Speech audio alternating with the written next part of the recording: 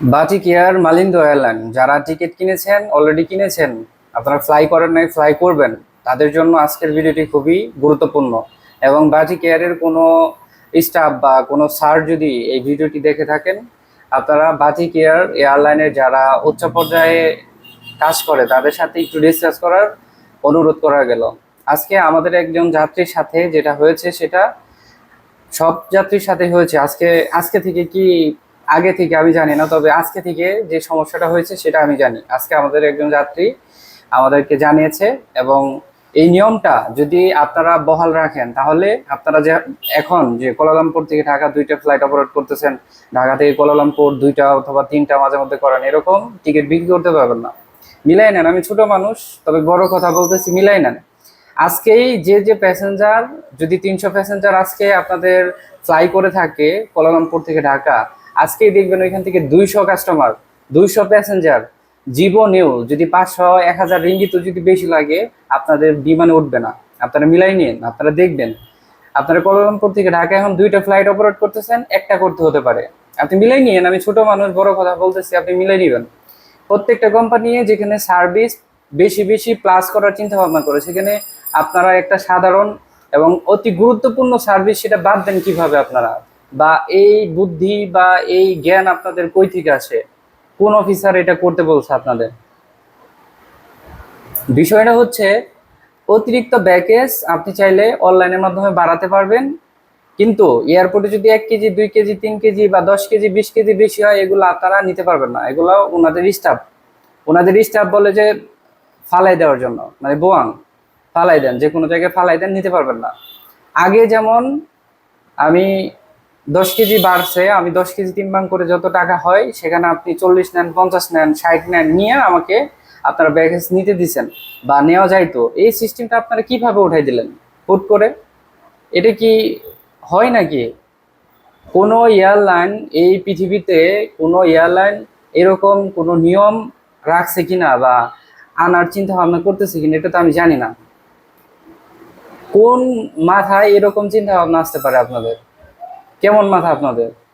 যেখানে আপনারা সার্ভিস যোগ করবেন সেখানে আপনারা সার্ভিস উঠাই নিতেছেন। একজন প্যাসেঞ্জার এখানে কুয়ালালামপুর থেকে ঢাকা কুয়ালালামপুর, এগুলো তো ম্যাক্সিমাম আমাদের প্রবাসী বাইরেই থাকে নাকি, না অন্য কেউ থাকে যারা শুধু 7 কেজি নিয়ে যাবে আসবে? প্রবাসী ভাইরা যেখানে বিমান Bangladesh airline, US Bangla airline অন্যান্য দেশ থেকে 40-50 কেজি করে আনার সুযোগ সুবিধা দিতেছে। মালয়েশিয়াতে 35 কেজি 7 কেজি থাক, সমস্যা নাই। অতিরিক্ত ব্যাগেজ 3 ভাগ করে নেওয়া যাবে, সমস্যা নাই, 100 কেজি পর্যন্ত নেওয়া যাবে। সেইখানে আপনারা 1-2 কেজি নিতে দেন না, 1-2 কেজি নেওয়া যাবে না, মানে টোটালি এই সার্ভিস তারা বন্ধ করতে চাচ্ছে, এবং আজকে অলরেডি বন্ধ করে দিছে। এটা কি হইল? আমার 1 কেজি ব্যাগেজ বেশি হইতেই পারে, আমার 10 কেজি ব্যাগেজ বেশি হইতেই পারে, এটা স্বাভাবিক বিষয়। 3 ভাগ করে বায়ার করে তারপরে নিয়ে যাব। এই সার্ভিসটা আপনারা উঠাইলেন কোন জ্ঞানে? আমার তো মাথায় আসে না। আমার একজন প্যাসেঞ্জার আজকে টিকিট ছিল কুয়ালালামপুর থেকে ঢাকা, তার 5-7 কেজি 8 কেজি বাড়া আমাকে বললো। আমি স্ক্রিন ভিডিও আপনাদের দেব, এখনই দিব, সমস্যা নেই, আপনারা শুনবেন। তো একজন প্রবাসী ভাইয়ের 5-10 কেজি বা 2-3 কেজি বারাং বেশি হইতেই পারে। সেখানে আপনারা সেই বারাংগুলা, এত বড় একটা আপনার ব্যাগেজ, এগুলো খুইলা তারপরে আপনার সেটা র্যাপিং করা থাকে, বান্ধা থাকে, সেগুলো খুইলা তারপরে আপনাদের ফ্লাই করতে হবে? এটা কি কোনো নিয়মের মধ্যে পড়ে? প্রত্যেকটা যাত্রী আপনার প্রত্যেকটা ব্যাগ খুলবে? এয়ারপোর্টে শুধু আপনারা কি ফ্লাইট অপারেট করেন আর কেউ অপারেট করে না? এতদিন আপনারা এই সার্ভিসটা এতদিন চালু ছিল, আপনাদের সমস্যা হয় নাই, বা এখন পর্যন্ত কোনো এয়ারলাইনের সমস্যা হবে না। আপনাদের কি সমস্যা হলে জন্য আপনারা এটা বাদ দিতে চাচ্ছেন বা বাদ দিয়ে দিচ্ছেন অলরেডি? এই সার্ভিসটা বন্ধ করা মানে আপনাদের টিকিট সেলের একবার 12টা বাজা। অলরেডি 12টা বেজে গেছে। যে প্যাসেঞ্জার এই সমস্যার সম্মুখীন হয়েছে আপনাদের টিকিট কিনবে না, এটা আপনারা মিলাই নিয়েন।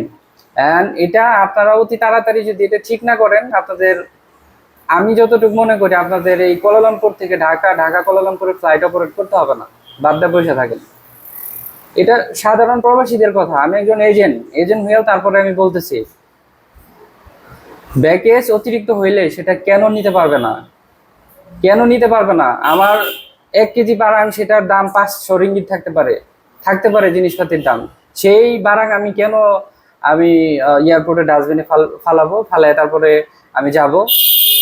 আর প্যাসেঞ্জার আপনার ব্যাগেজ কি একবারে 3 ভাগ করে নিয়ে আসে, না প্রত্যেকটা যাত্রীকে আপনাদের এই 3 ভাগ মেশিন কিনতে হবে, কিনে তারপরে একদম 35 কেজি 60 কেজি একদম মেপে তারপরে আপনাদের ফ্লাই করতে হবে? আমার মাথায় এগুলো আসে না। এই নিয়মটা বাতিক এয়ারলাইন, আমি পার্সোনালি আমি যতটুকু বললাম, আপনারা এটা অতি তাড়াতাড়ি এটা ফিক্স করেন। আগের যে নিয়ম ছিল সেই নিয়ম বহাল রাখেন, নতুন নিয়ম পৃথিবীর কোনো এয়ারলাইনে আনে নাই। আপনারা কি আনতেছেন এটা? আপনারা যেখানে সুযোগ যোগ করবেন সেখানে আপনারা সুযোগ বাদ দিতেছেন কিসের? এই বাদ দিলে আমি যতটুকু মনে করি আপনাদের বিমান টিকিট কেউ কিনবে না টোটালি।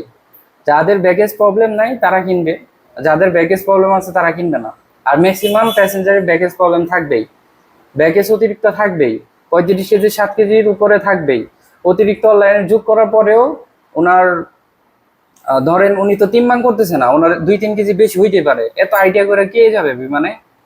যাই হোক, আমি স্ক্রিন ভিডিও আজকে আমাদের একজন প্যাসেঞ্জার কুয়ালালামপুর থেকে ঢাকা ভুক্তভোগী, ওনার স্ক্রিন রেকর্ড আমি দিচ্ছি, আপনারা শুনেন।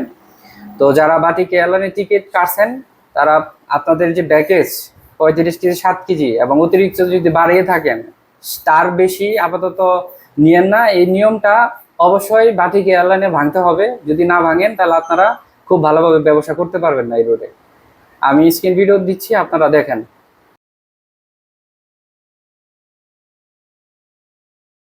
আসসালামু আলাইকুম ভাই।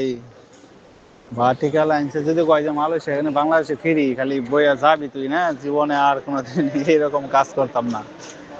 আপনারা নতুন বলে নিয়ম করছে, আপনি এটা বাড়ায় নেওয়াই যেত না, কোনোভাবে সম্ভবই না। পরে আরেকজনের এক ব্যাগ দিয়ে দিচ্ছি, কি আর করতাম কোন। পরে আমার 45 কেজির মধ্যে ধরেন আমি 6 কেজি আনা লাগছে কম, কারণ এই ব্যাগ তো খুলে আনা ওলা করা যেত না। এটাই তো কথা রে ভাই, এরকম করলে মানুষ বাঁচবো কোন দেখি? এই আমি জিনিসপাতি খুলে কই ফেলামু, অন্য জায়গায় ফেলা দেখি আরেকজনের কাছে দিছি এক ব্যাগ, হ্যাঁ রেনো দিয়া 3 কেজি বেশি হয়েছে, 3 কেজিও নিতে দেয় না। পরে হ্যাঁ বেটাই আবার আমার ব্যাগ ফেরত দিয়ে দিছে। পরে একজন অসুস্থ ডাবল পাস করে টিকে যেতে কাটে যাইতেছে, পরে হেঁটে দিচ্ছে, আর কি করবো। হ ভাই আসতেছি। এটা মানুষের জন্য অনেক হয়রানি, বুঝছেন? এখানে একা না তো, এর ভিতরে পুরা লোক একই অবস্থা, কি করা যাবো কোন?